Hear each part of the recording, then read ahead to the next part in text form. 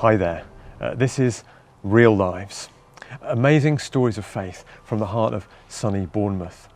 I'm Mike and I've got Gav here with me today. We're both part of Lansdowne Church here in Bournemouth. And Gav works with Teen Challenge UK. They've got 12 locations here, 500 workers, that's staff and volunteers, and 6 residential centres. They work with young people of 18 and over who've got life-controlling addictions, especially alcohol and drugs. Now, Gav, it's great to have you here. We're looking forward to hearing something of your story. Now, I know you were born and bred here in this area as well. Yeah, that's right. Yeah, I grew up in Christchurch and now live in Bournemouth with my family in Winton. Great. So tell us a bit about your family. Well, my family then and now. Both. Fill us in. Well, I grew up in Christchurch. My mum and dad and my sister, and just nice, happy home. And went to school locally. Went to school locally, a few different schools. And now I live in Winton with my wife Tracy, and our 2 children, Bo, our daughter, and Noah. Tell us something about your early life. I grew up in a happy, stable home with my mum and dad and my sister. And went to school locally here? Yeah, went to school locally, the local comprehensive school. Was that happy times there? Yeah. I mean, mostly. I seem to find myself getting into trouble at different times and always in the wrong place at the wrong time, sort of thing. I think my parents, were wanting my best intention to try and see that I was struggling at times at school. I got moved to a few different schools, to another school to see how I get on there. But as I reached my early teenage years, 12, 13, I was increasingly becoming, looking for affirmation from my peers and stuff, and was. Outward looking in, would you have appeared a happy lad? Yeah. I would say Lots of friends.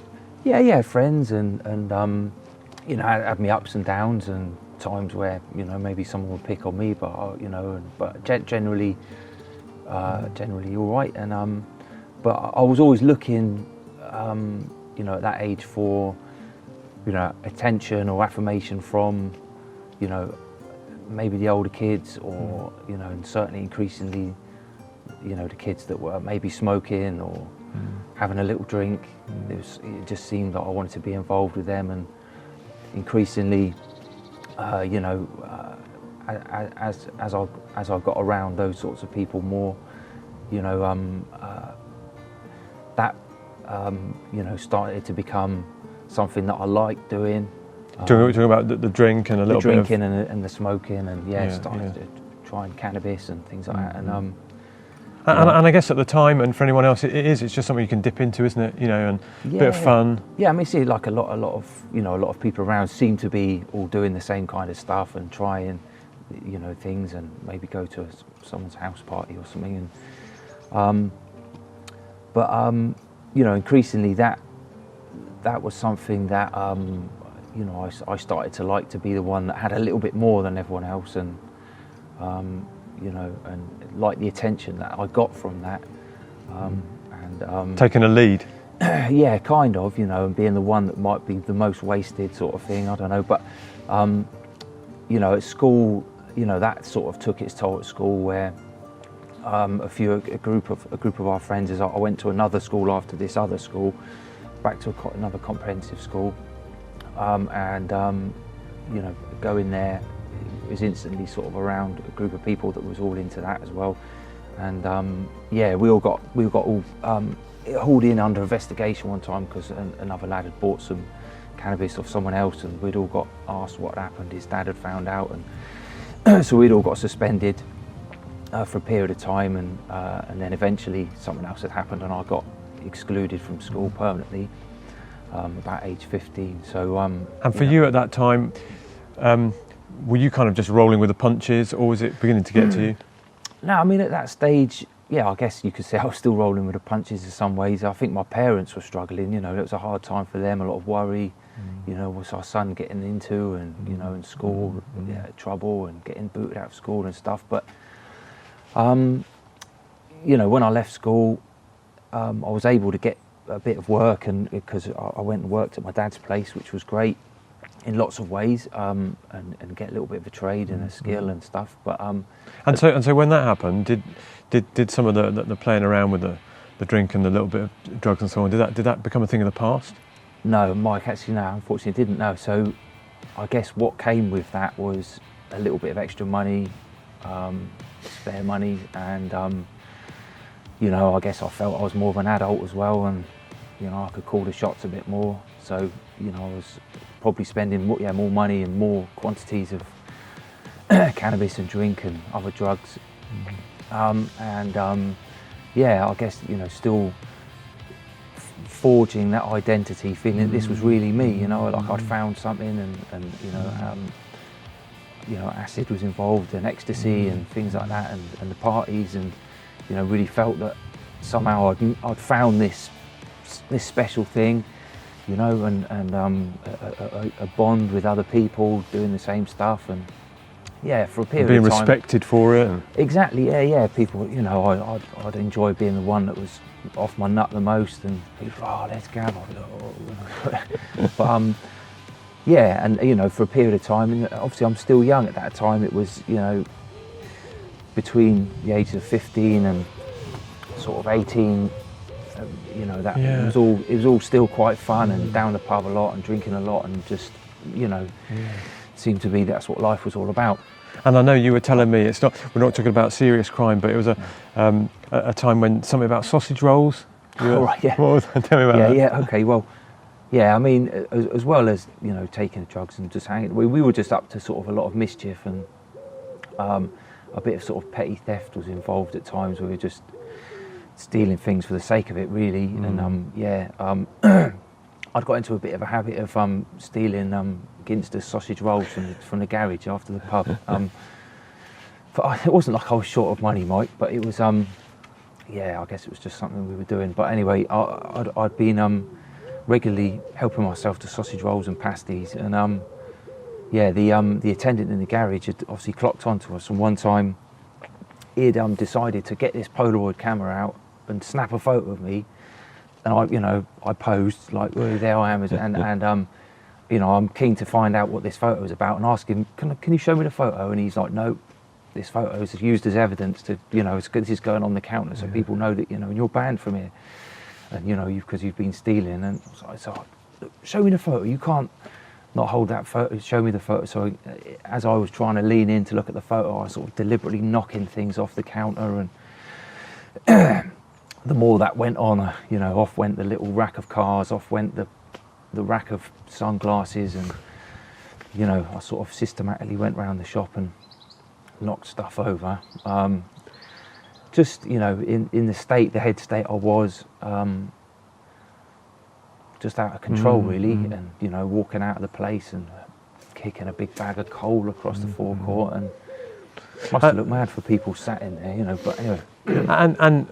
And we can look at those things, and I guess there's a bit of a humour with it, and it certainly doesn't seem that serious. I say that carefully, but I suppose as you look back on that time, reflect on what perhaps was beginning to happen inside you, and the impact that this thing was having on you. I mean, was it all fun?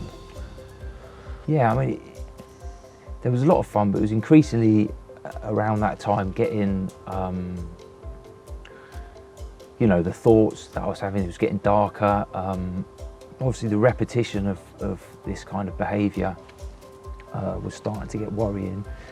And, you know, as I was, you know, as my thinking and was getting more sort of confused and like paranoia and stuff like that, I was trying to, you know, medicate that by, you know, drinking more or using more, which was consequently ending up in more you know, aggressive or violent situations. And I mean, there was one situation particularly that it was actually Christmas Eve, and it was one Christmas Eve when, you know, we was in the pub, and you know, all my friends seemed to like all just disappear one by one.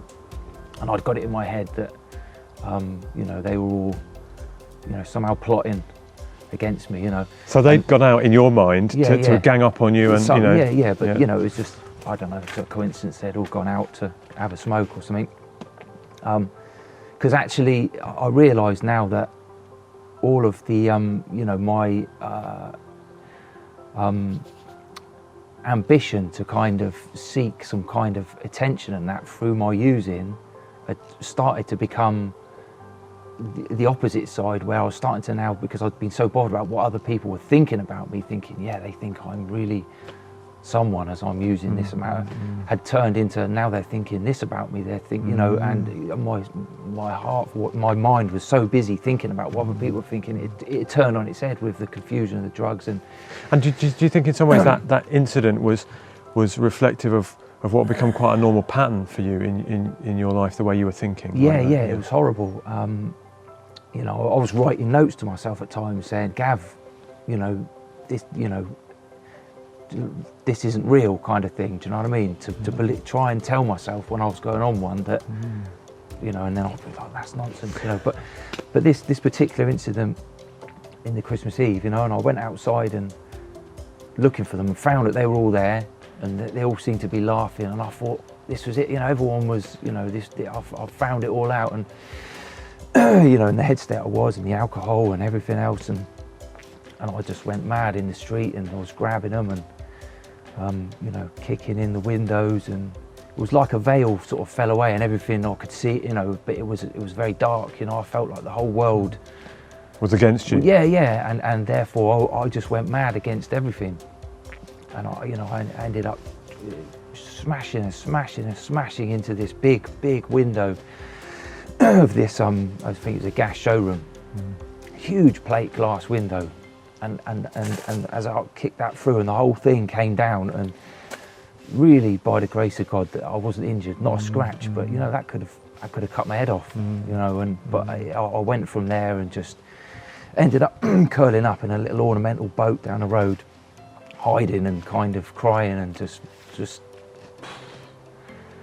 didn't know what was, you know, I was just really in quite a mess, and the police were all around and people were looking for me, and I sort of got out and gave myself in and got taken to the police station for the night, and you know, I was waking up that morning, all night, just feeling, you know, what's life become, you know, and where am I headed? And the fun was pretty gone at that point, I guess. Yeah, the fun was gone. Yeah, that night it really was. Yeah.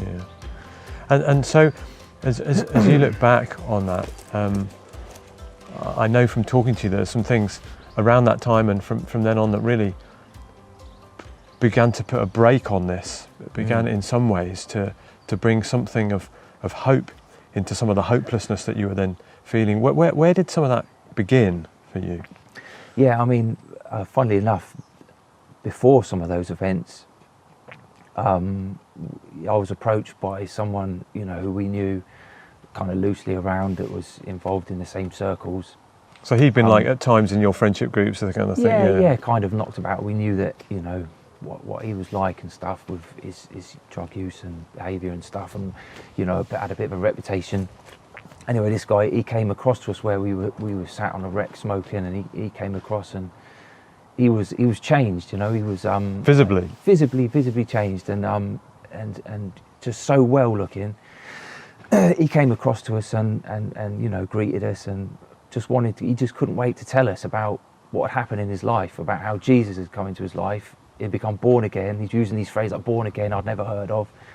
You know, I'd heard about Jesus, but I didn't really know what an impact he would have on somebody's life. And he's telling me that he's come into his life. He's been able to stop drugs, and you know, his life's changed around. And, you know, I could say to him, look, wow, I can see that something's happened, and it was very visible.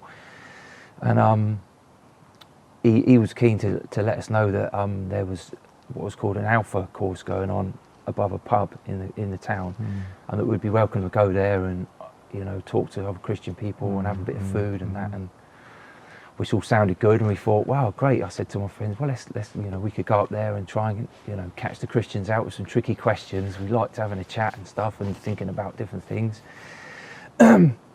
So yeah, little did I know that going up there and a few weeks later, it was me that was feeling really kind of caught out, as it were, and convinced and convicted about the truth of who Jesus is, and the cross, and what the cross and the resurrection means to us.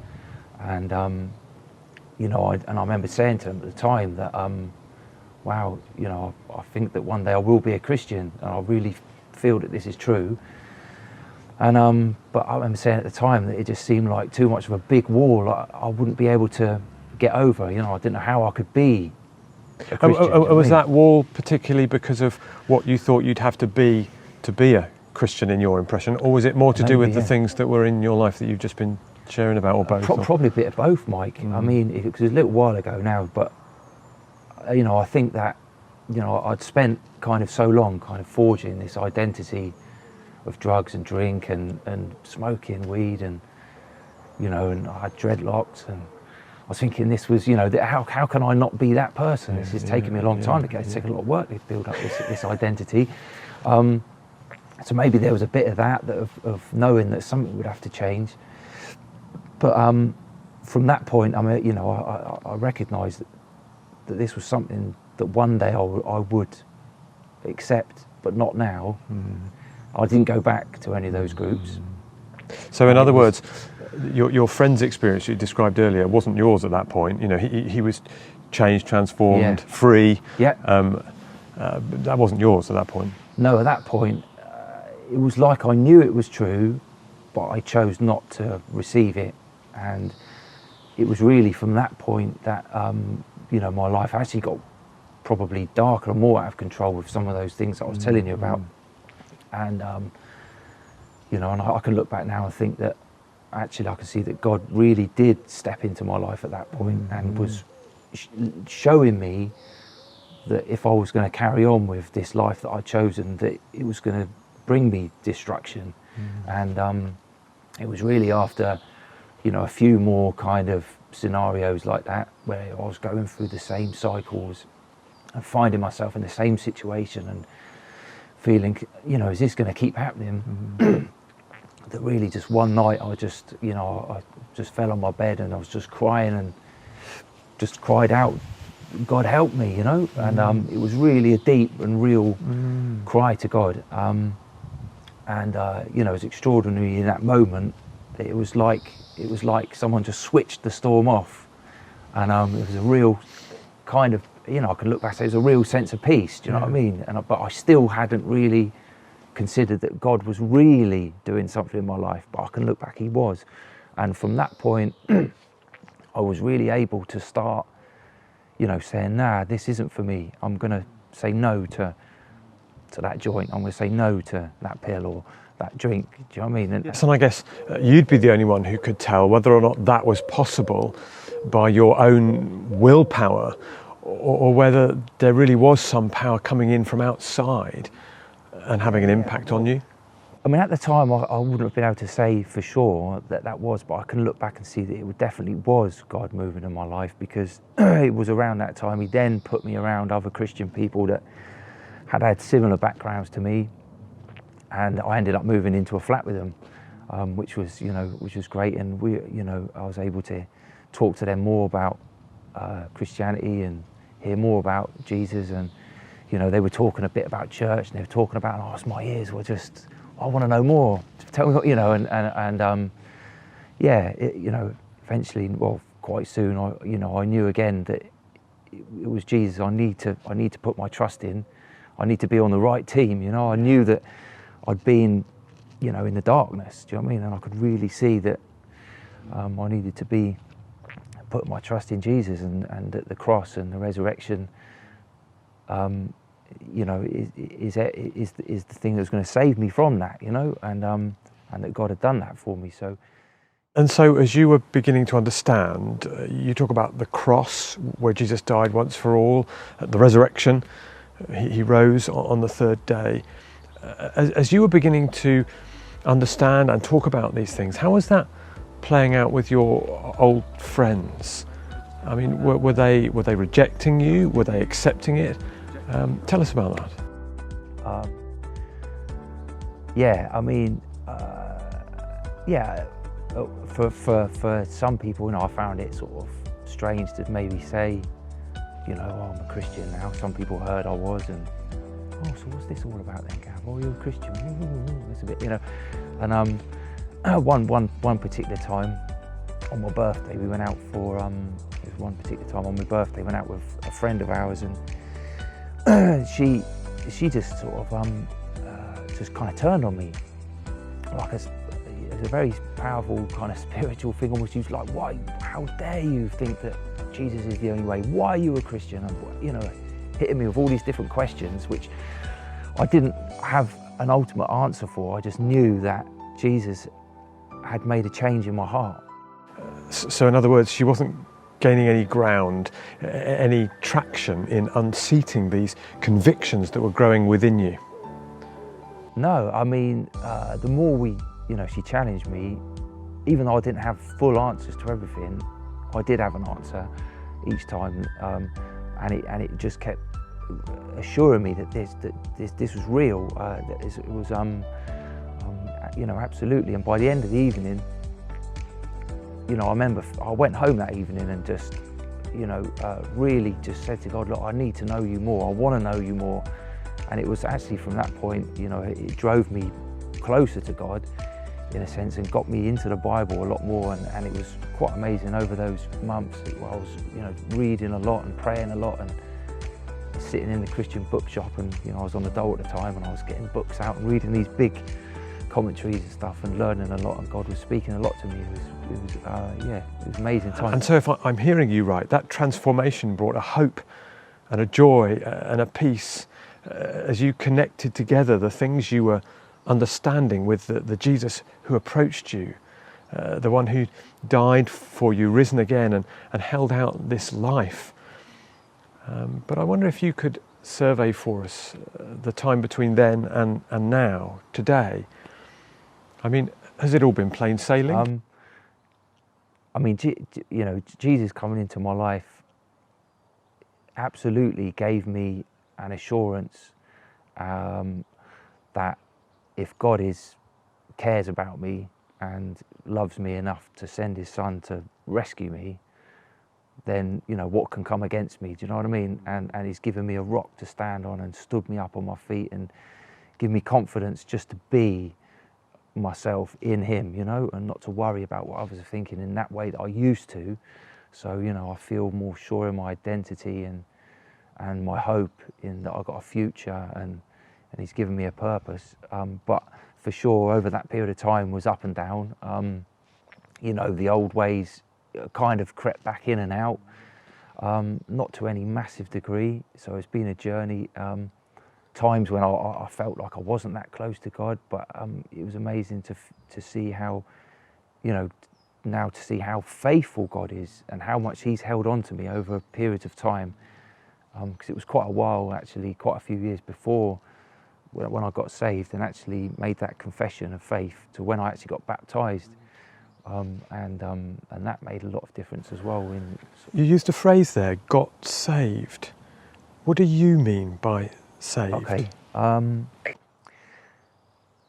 Well, I mean, really, the way my life was going, even though it never got as bad as maybe what some people's lives have got, with that kind of lifestyle, I really do believe that God saved me from not only heading to a life of, kind of destruction and darkness and confusion and upset and, maybe death, I don't know, the way, that trajectory, but to know that I've actually been saved from an eternity of separation from God, in eternal kind of destruction, to know that I have a hope and a future with him is something that fills me with that hope and joy every morning to face the storms that come, Thinking about that hope and joy that you have every morning, as you describe it, and and the context of the lives of the people that you work with, many of whom would have really an experience of hopelessness, no joy. Well, I was interested to note on the Teen Challenge website, it says this: Teen Challenge is built on and driven by Christian values and beliefs, which clearly show how precious and loved each individual is. We take this message to young people whose lives are messed up, who've lost all sense of self-worth, self-esteem, and often the will to live. I mean, that's pretty strong, isn't it? Messed up, lost all sense of self-worth, self-esteem, the will to live. Is that really what you're seeing, encountering? Yeah, I mean, it really is, Mike, and it almost doesn't touch the sides in some ways, but even in Bournemouth, where we've got this affluent town, and you wouldn't expect to think that there's going to be people feeling like this, but actually there's a lot of situations from homelessness and addiction and prostitution and all sorts of things that people are struggling with and feeling hopeless with, and certainly a lot of the guys that I've worked with have been in this situation. And one guy, for instance, one of the first guys that I helped get up to one of the centres, actually, he had been struggling with alcohol and heroin and crack for decades, and at this stage, in his mid-40s, he was just getting by, living in a tent in the woods and on the street. He'd been homeless and begging for quite a few years. He'd been estranged from all his children, and I guess nobody chooses to want to be where he landed. No, he obviously didn't. He hadn't grown up thinking one day I'm going to aim for this. No, the circumstances, very similar story to mine. It had just gone further, and the breakdown of his family life, and addiction and substance abuse puts a pressure on families where they feel that they can't keep supporting a family member, they can't keep taking the pain, and people end up getting separated. And the place where he was at, he was feeling utterly hopeless, and you get to a certain age and people feel that there is no hope. They feel they've done so many bad things, maybe to others or to themselves, and they think, how can anyone love me? How can I be loved? How can I have any purpose in this world? And that utter hopelessness is very, very real. And to be able to get alongside somebody and start to share with them that there is a God that loves them, knows them, and has cared about them all this time, and actually God's will is for them to come away from this lifestyle and actually have that life and have that hope and have that joy and restoration, and to share that through a bit of my own experience as well, and is a real exciting honour, and to see little sparks of life and hope come into people is amazing. And actually he went on to, I walked with him for a period of time before he went into the centre, and he actually come to faith in there and received Christ as his saviour in the centre. And so if I understand you correctly, he became what we might call a Christian, a follower of Jesus. That's right, yeah, that's right, in one of the Teen Challenge centres. And he completed the 12-month programme there as well, and it was amazing. One time he come back we put on a little holiday here in Bournemouth for each year for a group of the guys to come have a little holiday in the summer, and he come back with the other guys, and it was that holiday that he was reunited to not only back with his sister as well, but some of his children, and I think one of his parents as well. And it was amazing to see that how he was, not only restored to that real relationship with God, but with his family as well. And you were actually telling me that he contacted you even today. Just this morning, yeah, it was amazing to hear from him, to know that he's doing all right. And how would you respond to those people who, I mean, I know there are a lot who work with similarly vulnerable here in Bournemouth, throughout the country, across the world. What would you say to them when they challenge you that you're taking advantage of people in this situation, not just wanting to help them in their need, but looking for an opportunity to talk to them about Jesus?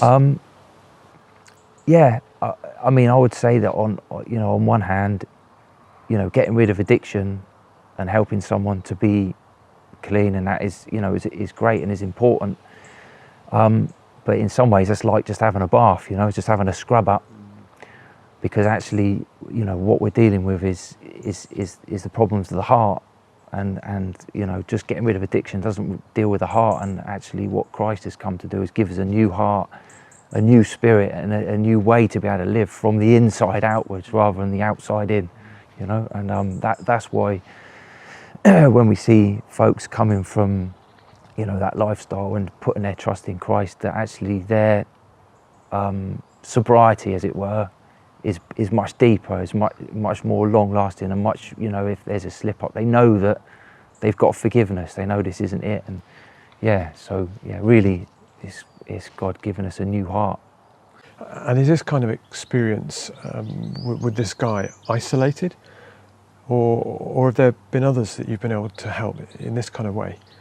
Oh, so many. I mean, amongst the really hopeful, positive stories we've had stories where people have lost their lives, which has been a tragedy. But at the same time, being able to share with those people the hope that is in Christ. Some of them did believe, but still, some of them fell back aside and lost their lives, lost that fight now. But many did have put their trust in Christ and seen, their lives turn around. They've gone at one point. I mean, one guy, he went up to the centre, left early, and it seemed that, he wasn't going to kind of, have that hopeful story. It was great to see that. I know that Jesus had impacted his life early on, but to see that even though he'd left the programme early, he'd come back to using it out on the street, and I see him a year and a half later, and actually God had still been working in his life, and to see him now, and he's actually cleaned up his life. He's actually been able to stop using, and his desire now is to go to Bible school, and he's so on fire for Jesus, and to see that it's all about God, it's all about Jesus, and even though we're there to help them get to Teen Challenge, and it's not about Teen Challenge, it's not about us, to actually see that it's really God making a difference. And you talk there about his hope. You've mentioned that a few times. But what would you say to anyone watching this who feels hopeless? It may be from a controlling influence in their lives, or it may simply be that they feel desperately discouraged. Things feel bleak, alone, low. What would you say to anyone feeling that sense of hopelessness? Yeah. I mean, I'd say absolutely just get in touch with somebody, get in touch with, the church or an outreach, and just speak to someone about it, because there is hope and there is a way out. No matter how deep you might feel in the pit, there is hope and there is a way out. And make that call. Oh, Gav, thanks. It's been a really great privilege talking with you today. I've really enjoyed it. Thanks, Mike. Jesus said, "The truth will set you free." What we've been hearing about this morning from Gav as he's shared his story is something of how he does that. The truth about us, why we're here, where we're going, why it matters. The truth about God.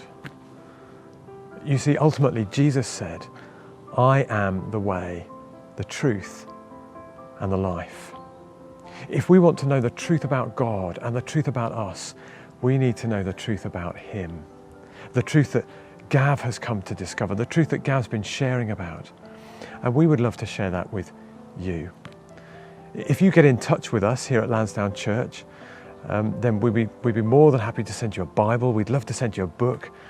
and even better, to connect you with someone who will hear your questions, start discussing some of these things with you, share something of the hope that we have. Perhaps the best thing you could do is to have a chat with the person who sent you this link, who passed on this video to you. Talk about what you've heard, what you agree with, what you don't. Start a conversation. If you've enjoyed this, why not send it on to someone else? Click a like and share the good news. Well, this has been Real Lives here with Lansdowne Church. It's been great to have Gav with us, and we just want to say goodbye.